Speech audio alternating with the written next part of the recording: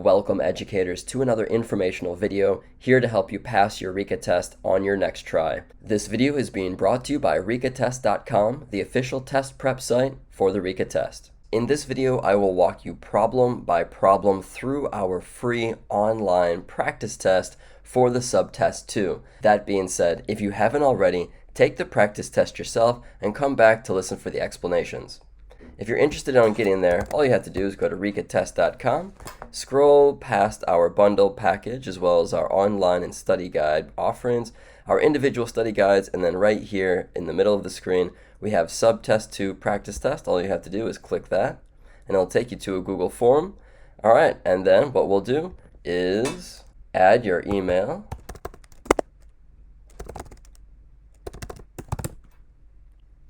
And let's begin. Number 1 says, lately, when choosing a book to read, a third grader who reads at grade level always selects books from a series that is written in a very formulaic style that does little to extend his conceptual or language development. The teacher's best response to this behavior would be to... Now, this is a great question because this often happens with children in elementary school. They get an author or a series that they really like, and then they really only want to read this. But as we know, reading from a variety of authors, styles, and types of books is really good for language development. Now let's have a look at what the options say. Number 1, avoid interfering with the student's selection of books as long as he finds his choices enjoyable. Remember that there's a time for purely enjoying your reading as well as a time to build your reading.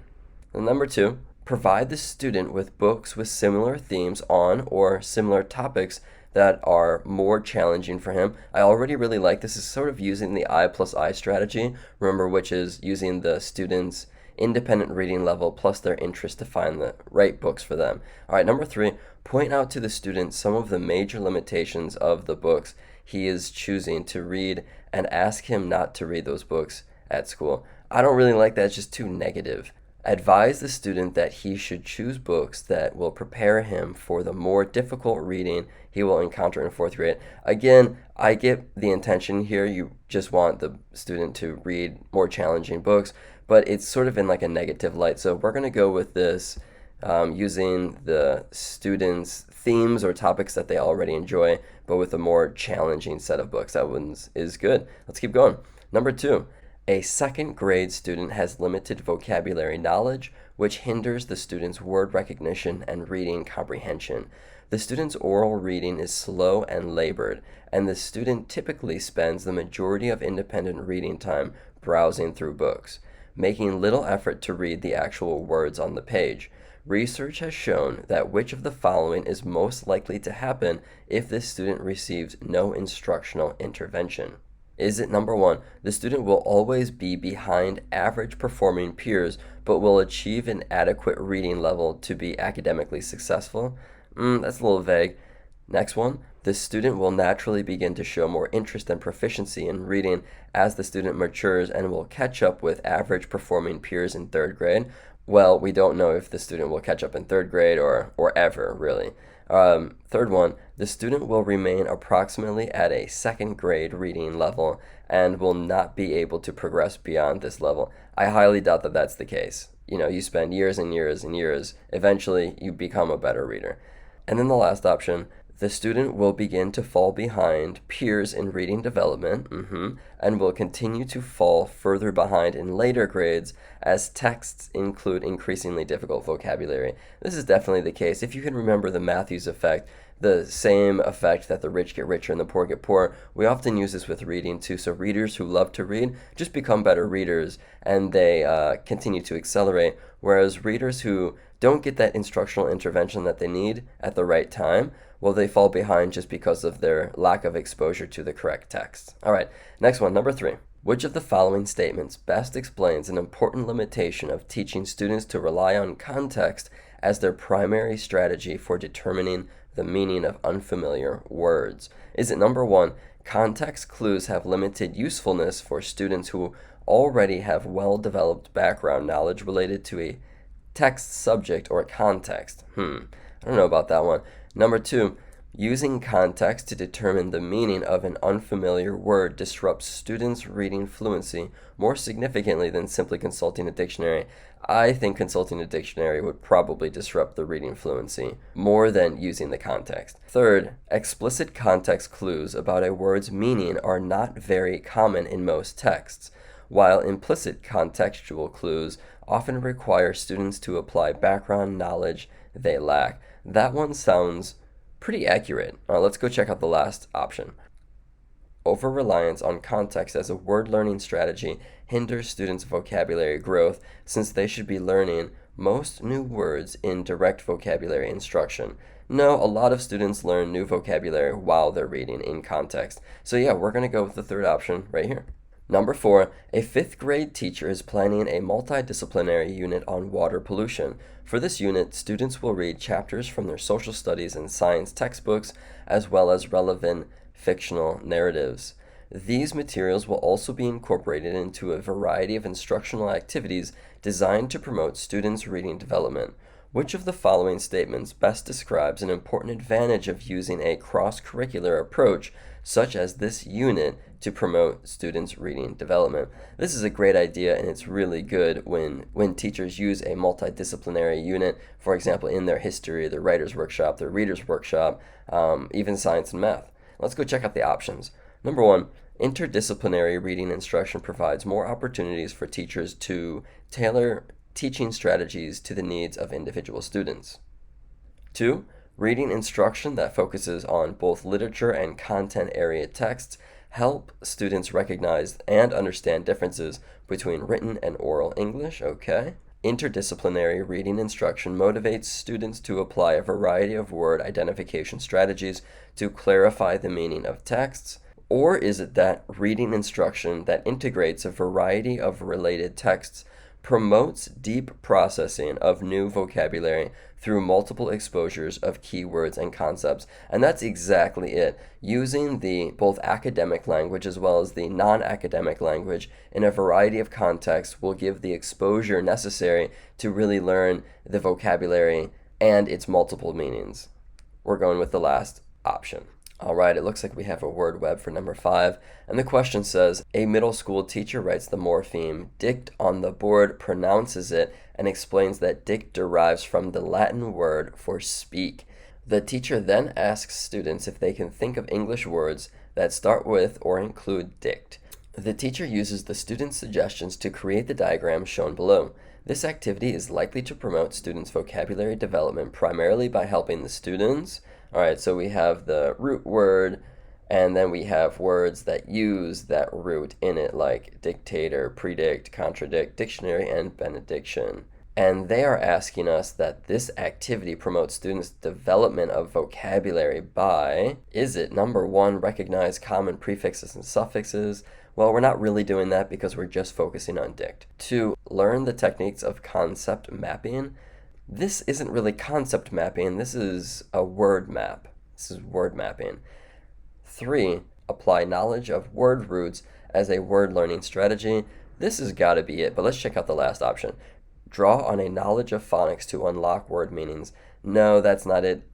We are applying the knowledge of the root dict to find other words that include that root in it. Number 6, a teacher substitutes blank spaces for several nouns, verbs, adjectives, and adverbs in an appropriate level text and asks students to determine reasonable and logical words to complete each blank. This technique is useful as an informal assessment of students' understanding of English language structures, primarily because it requires them to, is it, number 1, define various grammatical categories in their own words. Number 2, select appropriate words based on their grammatical function as well as on their meaning. That sounds pretty good.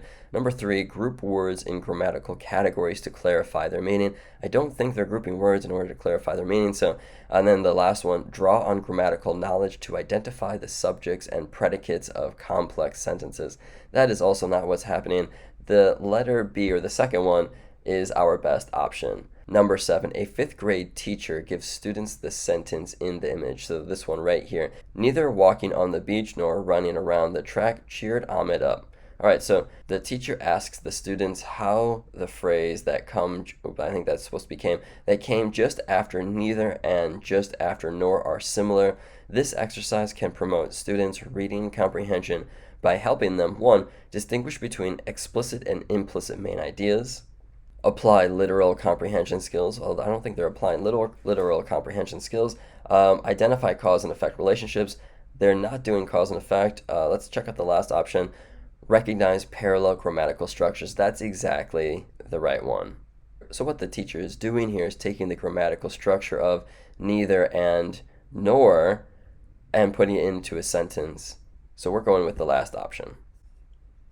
Number 8, a middle school teacher designs an instructional strategy in which students combine several sentences to form a single sentence, as illustrated in the image. This activity is likely to be most effective in helping the students. All right, so let's have a look. This image, we have the combined sentences, which says, Matthew stood and waited for the bus. The sun was blazing hot.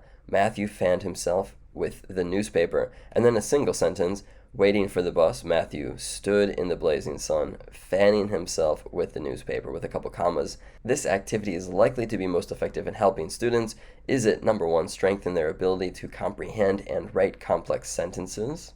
That already sounds pretty good, because here this activity requires the students to take multiple single sentences and form a complex sentence. But let's have a look at the other options. Number 2, apply literal comprehension skills. No, they're not applying literal comprehension skills here. Improve their inferential comprehension. No, it's not really about comprehension. It's about combining sentences. Or the fourth one, use self-monitoring techniques to clarify the meaning. Again, we haven't discussed the meaning, so we are going with the first option here. All right. Number 9. Structural analysis would be the most appropriate strategy for a student to use to determine the meaning of which of the following words: impassable, elephant, interim, examine. All right, so I noticed, for example, have a look at elephant. Elephant is basically just elephant, right? In interim, we have in before it, but that doesn't give us any insight to the words, really. And then we have examine, which has ex. You could talk about that, but really the most appropriate word here in order to look at the structure of a word to teach students structural analysis would be impassable, because we have im and then we have the able. So we're going to go with the first option. All right, looks like we have a Venn diagram here. Comets, meteoroids. All right, number 10 says, to promote students' comprehension of a passage about comets and meteoroids, a middle school teacher shows the students how to use facts from the text to complete the following Venn diagram. This comprehension strategy is most effective in facilitating students' ability to, number 1, use inferential comprehension skills to identify cause and effect relationships. Usually we use Venn diagrams for similarities and differences, but let's have a look at the other options. Draw on their prior knowledge to clarify understanding. If it was to draw on their prior knowledge, we would use a KWL chart. Remember, that's where the teacher uses the chart paper or the whiteboard in order to write a K, a W, and an L and segment them into 3 columns to ask the students what they already know, what they want to know, and then afterwards what they learned. So let's go on to the third option. Organize contextual information according to similarities and differences. That's probably it. Remember that this is why we use the Venn diagram. And then apply their vocabulary knowledge in new context. So nope, we're not drawing out the knowledge of the vocabulary and applying them in something else. We are organizing the text with similarities in the middle and differences on the left and right sections. All right, let's go to number 11. Looks like we have a star diagram. Number 11 says, a 3rd grade teacher prepares several poster-sized copies of the star diagram illustrated below. All right, the star diagram is labeled with question words like what, when, where, why, how, and who.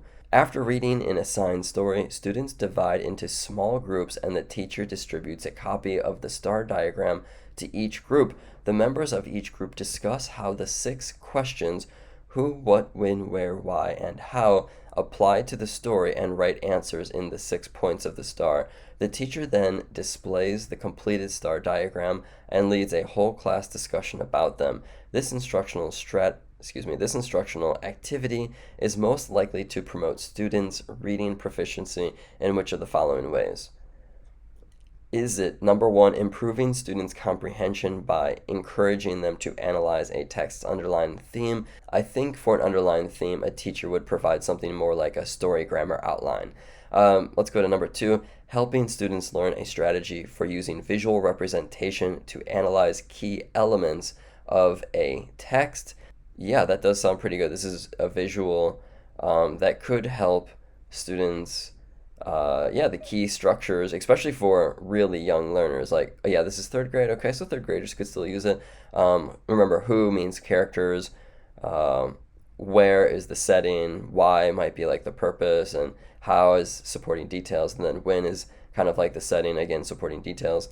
Okay, so that sounds pretty good. I'm just going to move that here for now. Number three, improving students' comprehension by encouraging them to connect personal experience to a text. No, this isn't anything to do with personal experience. This is actually literal comprehension of what's being or what was written in the book. Last one, helping students learn to use evaluative comprehension skills to determine an author's point of view. Again, this isn't the author's point of view. This is what happened in the book. So the best solution is number two. Number 12, an 8th grade class will be reading a drama that is a challenging grade level text. The teacher is concerned that a student in the class who has a reading disability will have difficulty keeping up with and understanding the reading assignments. Which of the following strategies would be most effective for the teacher to use to promote the student's access to the text and his ability to participate fully in class discussions related to it? All right. Is it, number one, assigning the student the play several weeks before his classmates are scheduled to begin reading it? Let's check out the next option, providing the student with a narrative version of the play to read rather than the original dramatic version. You really want to find a way to give the student the same version as all the other students are reading. Number three, assigning the student only selected portions of the play, such as a few key speeches and dialogues. I mean, if you're going to act out the play, you could give someone a few key speeches, but again, you don't want to rob the student of any part of the play because they should get to experience the entire play as well. So last option, providing the student with an audio reading of the play to listen to in conjunction with his reading. That sounds like an excellent solution.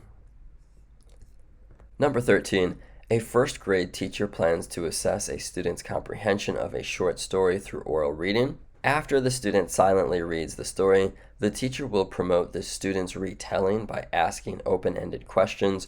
To prepare for this assignment, the teacher reads the story and carefully composes the questions. Which of the following additional steps would be most helpful for the teacher to take before the retelling activity begins? Is it, number one, promote the student to recall similar tasks the student has previously performed? Number two, prepare a checklist of the key elements that an effective retelling of the story should include. That sounds really good, kind of like a rubric. Number three, reading grades earned by the student on recent tests and quizzes in language arts. No. Number four, remind the student to concentrate on recalling as many details as possible during the retelling. I mean, you could say that, but the best answer here is the checklist. Number 14, a 5th grade teacher is teaching a unit on fiction. To begin, students read several simple fairy tales and discuss the moral or meaning of each one. The teacher then assigns a more complex story and leads a discussion about the moral of the story after students finish reading it. This instructional strategy is most likely to promote students' reading proficiency by guiding students to analyze the relationship between plot and character in a literary text. Well, that's a really specific reading proficiency. I think it might be able to do more. Helping students identify and understand the theme of a literary text. That's kind of what I was looking for, like the broader picture, the theme. Next, fostering students' ability to distinguish an author's use of fact versus opinion in a text. Not necessarily true. Or next, enhancing students' ability to use self-monitoring techniques to clarify the meaning of a text. Although a discussion will help clarify the meaning of the text, the best answer here is helping students identify and understand the theme, the broad picture. Number 15. Looks like we have a scaffold for the student. At the top it says topic of the text, author's thesis about the text. evidence presented by the author, and is this evidence factual or reasonable? Interesting. All right, so number 15 says, a sixth grade teacher has students read a short expository text. After the students finish reading the text, the teacher uses guided discussion to help them complete the form shown below. This writing activity promotes students' comprehension and analysis of expository text primarily by, number one, developing their ability to evaluate the adequacy of an author's conclusions. That sort of makes sense. Evidence of the author, and then is it factual or not? Okay, number two, teaching them explicit strategies for distinguishing facts from opinions. It does say, is it fact or reasonable, but that doesn't feel like a total fit. Number three, encouraging them to identify ways in which a text reflects the traditions and beliefs of its author. That's not it. Helping them clarify their understanding of a text through the use of outlines. This really isn't an outline. Again, an outline would be more like a story grammar outline. The best answer here is the first one, developing the ability to evaluate the adequacy of the author's conclusions. Number 16, looks like we have another word web, and if I scroll up here a little bit, it says a fourth grade class is beginning a unit on deserts. The teacher starts the unit by having the students form small groups and list everything they know about deserts. Then the whole class meets to share their lists, and the teacher helps the students arrange their ideas into a web. The class's partially completed web is shown below. We have deserts right in the middle, and then it looks like it's been organized: climate, and then dry, hot, thunderstorms, sandstorms, plants, landforms, animals, people. All right, let's have a look at what the question says. Creating such a web is likely to promote students' ability to retain and use information they read or they read about a topic by encouraging students to attend to new information on the topic rather than to familiar information. 2, providing students with the vocabulary they need to make sense of their reading. 3, prompting students to assess the accuracy of their prior knowledge of the topic. Or 4, helping students learn to use categories to organize their thinking about a topic. That's exactly what's going on here. We have the topic, and then through the use of organization, we have headings, and within the headings, we have basically bullet points that go with those particular headings. So yeah, I'm definitely going with the fourth option here. All right, looks like we're using the same desert word web. Number 17 says, after giving each student a copy of the web developed by the class, the teacher could best help students make use of the web to learn and retain facts from their reading by asking them to,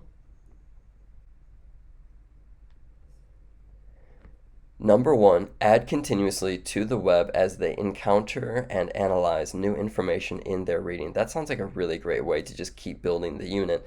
Number 2, compare the content of this web to the content of webs on other topics. I mean, you could look at other topics for an example to better learn how to better make webs, but I don't know how it would really further this unit. Number 3, review each category on the web to ensure that it is an appropriate one to have included. I think as you continue the unit, you'll continue to make sure that snakes is an animal, snakes are animals or scorpions, or that a land dune is a type of landform or a cactus is a type of plant, but I think that will just sort of naturally happen. Is it number 4, memorize the information on the web before they begin their reading? I don't think students really need to memorize that, again, a snake is an animal. Yeah, we're going to go with the first option right here. All right, we have another image down below. It says a 6th grade teacher reads his students the nonsense poem Jabberwocky by Lewis Carroll. Great one, classic of course. The first 4 lines of the poem are shown below. Oh geez, do you really want me to read this? 'Twas brillig and the slyth toves did gyra and gimble in the wabe. All mimsy were the borgoves and the mame wraths outgrabe. Okay. Let's have a look at what 18 says. The teacher reads aloud the clause, all whimsy were the borogoves, and the students, and asks students what that might mean. One student responds, it means that the Borogroves were all whimsy. The student's response demonstrates skill in which of the following reading comprehension strategies? Is it number one, applying relevant content knowledge? No, because it's nonsense, so there's not content knowledge. Two, recognizing cause and effects relationships? No, because we're not talking about cause and effect. Number three, analyzing the use of figurative language. Well, I don't know, they didn't really analyze it. Or number four, interpreting unusual grammatical constructions. That's exactly it. They interpreted the meaning through this unusual grammatical construction. All right, number 19 looks like we're using the same Jabberwocky poem. Number 19 says, the teacher plans a variety of activities related to Jabberwocky. Students will work in pairs to make up definitions for some of the nonsense words. For example, slilthy. Slilthy. They will read the poem aloud using tone of voice to express various moods. Finally, they will create their own nonsense poems and give oral readings of them. These activities are most likely to promote students' reading development by number one, providing students with the opportunity for an in-depth analysis of a specific literary genre. Number two, developing students' understanding of the differences between written and oral English. Number three, fostering students' enjoyment of playing with and thinking about language. Or number four, helping students make distinctions between serious and whimsical literature. Well, we're not really comparing between serious and whimsical literature. I like this playing and thinking with language. Developing students' differences, oral, written, that's not really being discussed here. Providing students the opportunity, in-depth analysis. Again, the students are creating their own definitions for the words, so we're not doing an in-depth analysis. It's more of like a creative, playful activity. So we're going to go with the third option. Number 20 said, we're still using the Jabberwocky poem. Okay, number 20, one student pronounces gyra with a hard G, like I just did, gyra sound, while his classmate uses a soft C, so like yira. They ask the teacher who is correct. The teacher's best response would be to remind students to use their knowledge of syntactic principles to determine the pronunciation. That sounds a little technical. Explain that one strategy for determining a likely pronunciation of a new word is to consider other words that contain similar root. So gyrate or gyroscope, that sounds pretty good. That's like a skill to use, right? So if a student doesn't know how to pronounce a word, they can look at the word and figure out what words they do know that are similar to that word. Number three, have the class vote. That's just, I can already say no. But okay, let's read it. Have the class vote and suggest that students use a pronunciation that's preferred by the majority. Nope, that's not going to be it. Number four, advise them that since gyra is a nonsense word, it does not really matter whether they pronounce it with a hard G or a soft G, so both pronunciations are correct. I mean, you could probably say that both pronunciations are fine, but you won't really want to say that anything that you're doing in your classroom doesn't really matter. So we're going to go with the best solution here is number two. Number 21, we are still using Lewis Carroll's poem. Okay. The teacher asks the student if they can tell which of the nonsense words in the poem are nouns. One student says that toves is a noun. Another student says that wabe and borogoves are nouns and adds that gyra and gimbal are verbs. The class then discusses how students were able to draw these conclusions. This exercise would be especially useful for helping students understand that, number one, being familiar with conventions of capitalization and spelling can help a reader interpret a text. Grammatically, it's important to point out where capitalizations exist, but I don't feel like that's the appropriate response for this question. Number two, recognizing roots of words can help a reader decode words. I mean, that's true, but again, these are nonsense words. Number three, being familiar with common language structures can help a reader interpret a text. It's mostly, about the structure of the sentence, like the grammar. That's how you can figure out where these nonsense words would be nouns or verbs, for example. Or the fourth one option, recognizing a text genre can help a reader comprehend the text. Not true. I mean, if a genre is science fiction and you know that, it doesn't help you understand what's the story about or what's inside the book. All right, so we're going to go with being familiar with common language structures.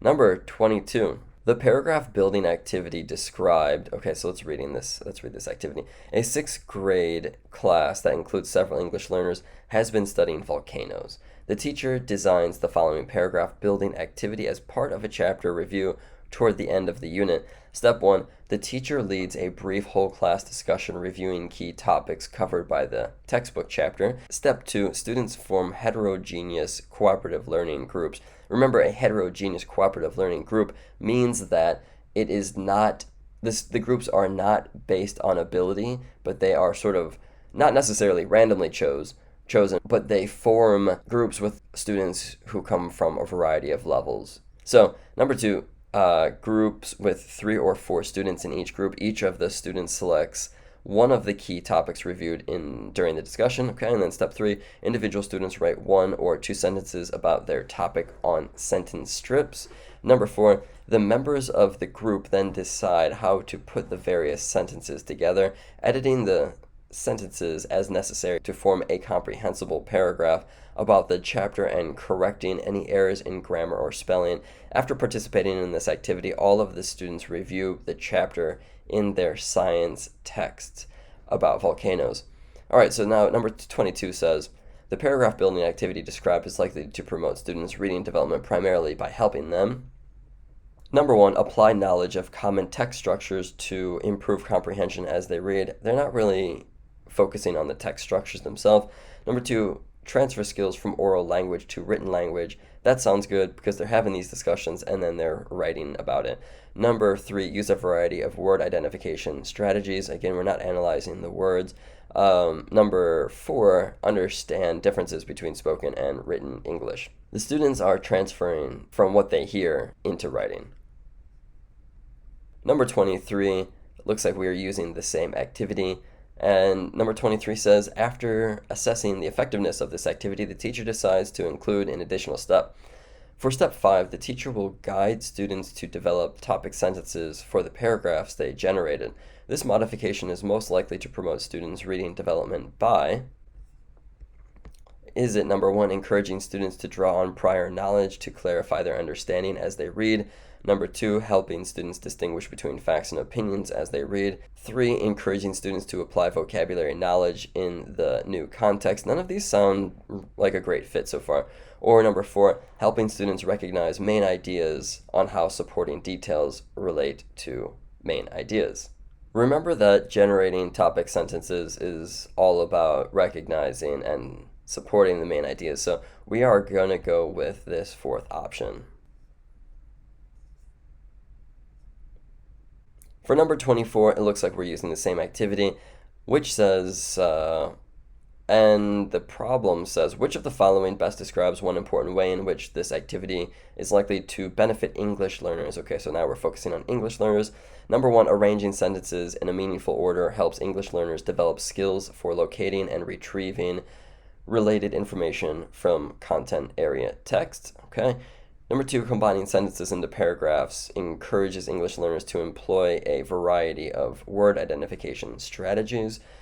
Okay. Number 3, discussing and writing about a content area topic support English learners' reading related to the topic by reinforcing key concepts in academic language development. That is really true. First, talking in a small group about it and then having a large group discussion and then writing about it definitely really helps English learners build their confidence and their understanding of key concepts. Okay, so I like that one so far. And then lastly, number 4, analyzing and editing individual sentences improve English learners' reading fluency by helping them chunk text as they read. Not necessarily true. We're going to go with number 3. All right, I'm going to zoom back out. So there are 24 questions in this practice test. When you're finished, just hit the submit button and let's see how we did. All right, so again, this is the practice test for subtest number 2. And remember that all of our additional preparation materials for the RICA test can be found at www.ricatest.com. Let's go ahead and view our score. All right, great. It looks like we answered the questions correctly. Now remember everyone, if you're looking to learn this material more, we have an online course, which is the best way to learn the material to help you pass the RICA test. If you feel pretty solid on the material itself, go ahead and get our study guide, which is the best way to assess your understanding. The study guide not only includes practice questions, but an answer key to evaluate your understanding, as well as an entire list of instructional strategies to help you match those instructional strategies with students' reading needs so you are fully prepared for both the multiple choice as well as the constructed response, meaning the essay and case study questions. All right, if there's anything else, go to ricatest.com and have a look at the rest of our preparation materials. Thank you very much for watching.